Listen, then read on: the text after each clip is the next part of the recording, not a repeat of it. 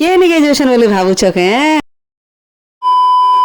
तो हे गाई सबके मोर जुहार मुई तो भल अच्छे आई होप तुम मैंने भी भल थो तो मुई वेलकम करुच्छे मोर आउ गोटे किने मिनी ब्लॉग के तो मुई बहुत दिन किने ब्लॉग नहीं बने थे क्या कि इे सियाड़े बिहा घर जीवार लगे कि टाइम नहीं पाइबार तो एडिट कर नहीं पार्बार तो से कि मुझे ब्लॉग छाड़े नहीं पारथे तो आज मत टाइम मिलला तो यहाँ कि भेते लगे ब्लॉग टी एडिट करने छाड़से मैंने छाड़ने क्या बहुत दिन हो गलान तो आमे कि बाहर नड़िया धरा के नहीं बोलछ कि मोर भंजार तो आमे जनता आसु मोर नानी घर के तो कि पूजा करुथन मोर दादा तो पूजा पूजी कर सारापर मोर भंजा भी रेडी होतीसन तो पूजा कर सारापर आमे कि देख केतटा गाड़ी लगे 5-6टा खाली गाड़ी लगे जिते भी लोग जो तो 5-6टा गाड़ी लगे तो आमे कि सब बसी थीसन गाड़ी कहीं टाइम भी होतीसन से बार बार फोन करतेसन केते आसब बोले तो टाइम भी होतीसन टाइम होतीसन 10 बजे थीसन तो कि आमे सब बाहर पड़सुँ तो